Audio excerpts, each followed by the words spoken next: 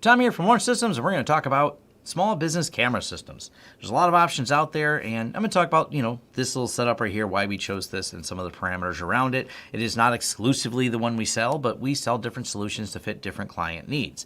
So if you want to learn more about me or my company, head over to lawrencesystems.com. If you'd like to hire us for a project, there's a Hire Us button up at the top. If you'd like to support the channel in other ways, there's affiliate links down below for products and services and discounts and deals for things we talk about on this channel, including I'll have a description of all the parts used in this particular setup. So, I am well aware that the Ubiquiti videos I did were very popular, but unfortunately Unify discontinued their self-hosted software. I have a video on that I'll leave a link to. They discontinued support for it, and it seems to be one of the most frequently asked questions of, well, we really want a camera system, but what happened to Unify? Now, we really like the Unify cameras. We thought they had a great system, and they moved everything over to Protect, which does require their cloud-hosted system as opposed to the one where you could build it yourself. Because of that, we've had to, for many of the small business we offered, when they needed larger camera systems, we've continued to support the installs we have done in the past with Unify, but in going forward, since the software, by Unify's own words, is no longer being updated, we've had to look at other solutions. So that brings me to the Synology Reolink combination.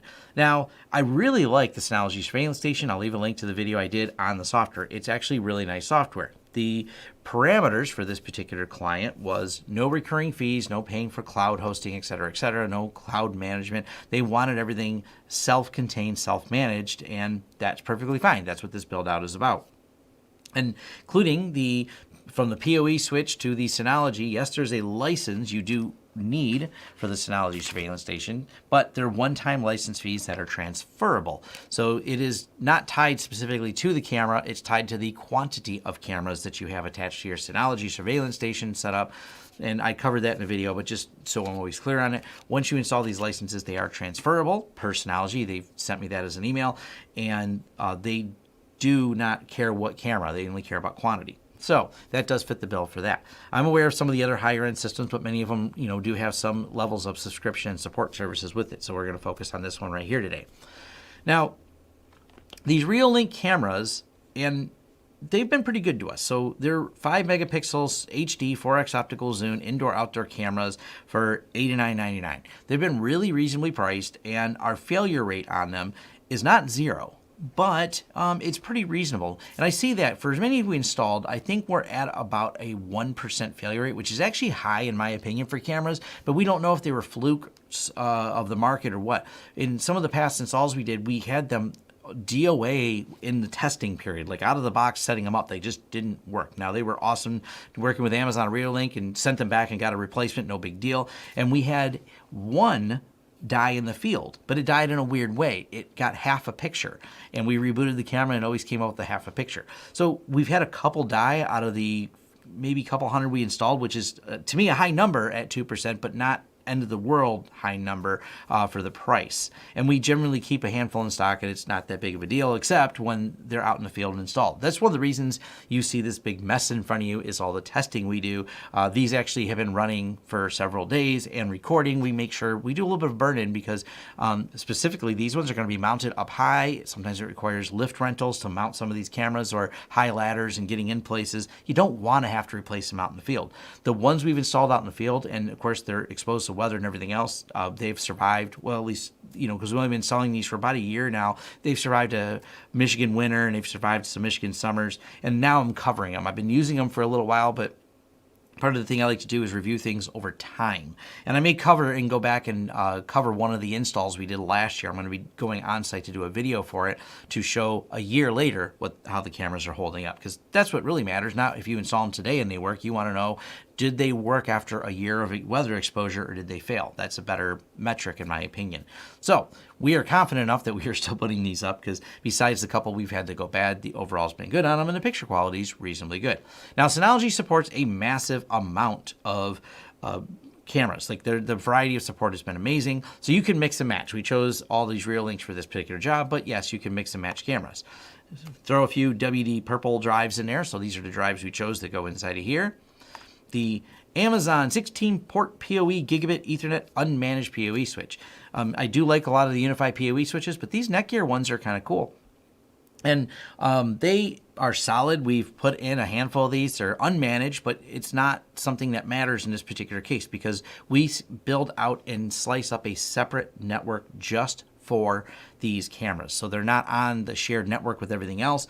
There's a firewall that they have, and we split off the traffic, so there's a dedicated camera network, and that's where this will all be living, is on that dedicated camera network. So all the cameras will talk to Synology.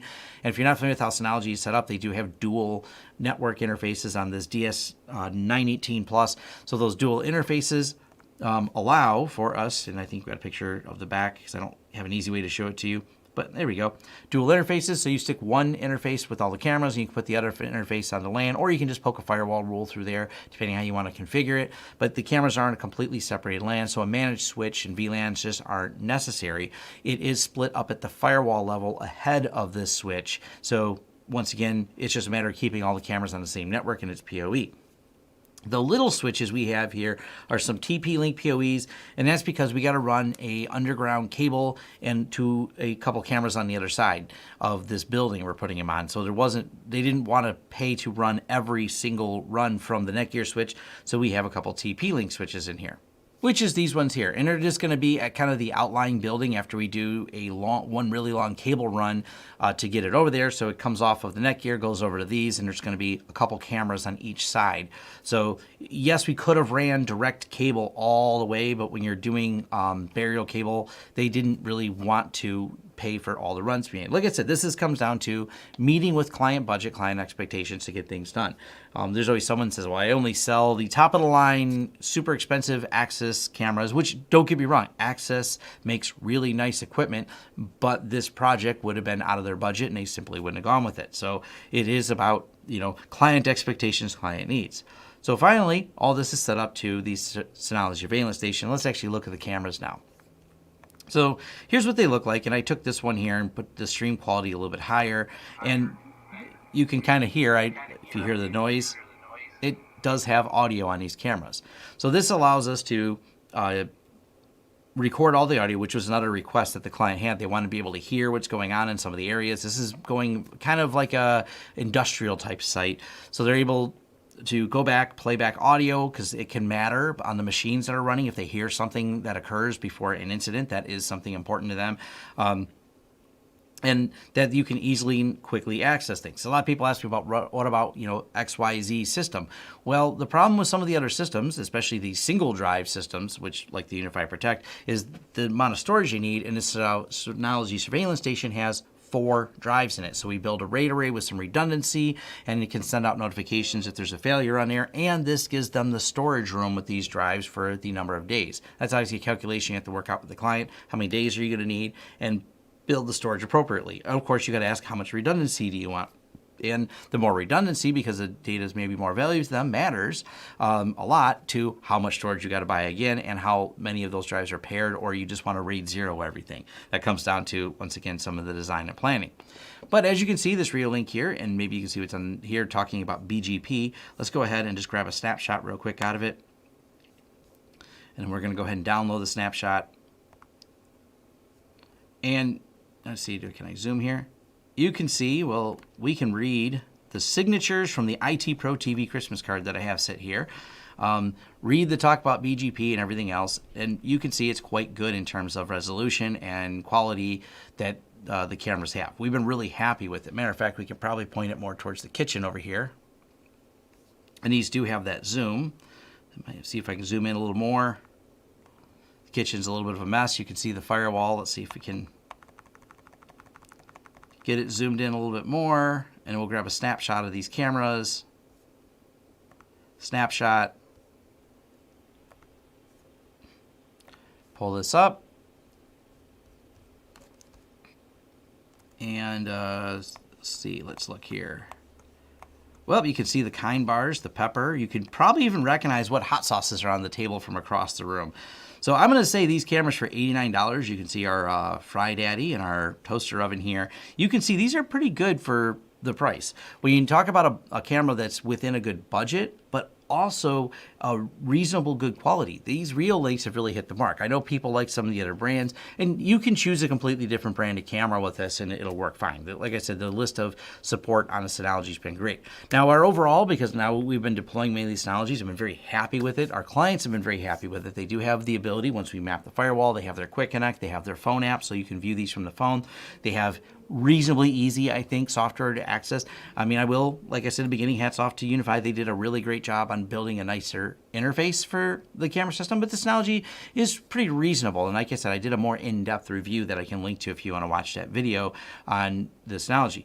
Now, the other last little part I will talk about here is when we do the deployment, and I'll jump to the overhead right here, is yes, it does look kind of messy. And just so you can see the type of ends on these, they do support separate if you wanted to power them, not POE, like with the adapters with these cameras, but we generally are going to do POE, and they got the little twist locks on them if you have the right ends to come on the other side. We're going to seal these really good and be using these.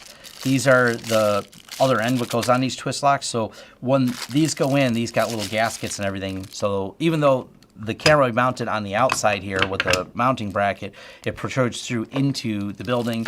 So yes, they seal really nice, because I thought I'd at least mention that, because people, you know, some of the cheaper cameras don't always come with a good way to seal it. These do. These come with a little rubber part to put through. You crimp the end on, and pretty good. So my overall on these Reolink cameras, for being less than $100 a camera with a 4x optical zoom, they're pretty solid in terms of build quality and functionality. And like I said, we haven't had that many go bad overall, so it's not been that bad of a problem with. And they do have, if you are fine with a fixed focal zoom, they're about $50 less, I think. I think about $50 less, you can get the ones with fixed focal zoom.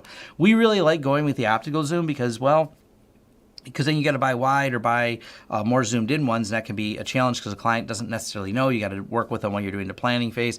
But when you buy the optical zoom ones, if they go, can you widen that view a little bit, or can you bring that view a little bit closer? Most of the time we set them all to the widest and then bring them in as needed when we actually do the deployments for the clients.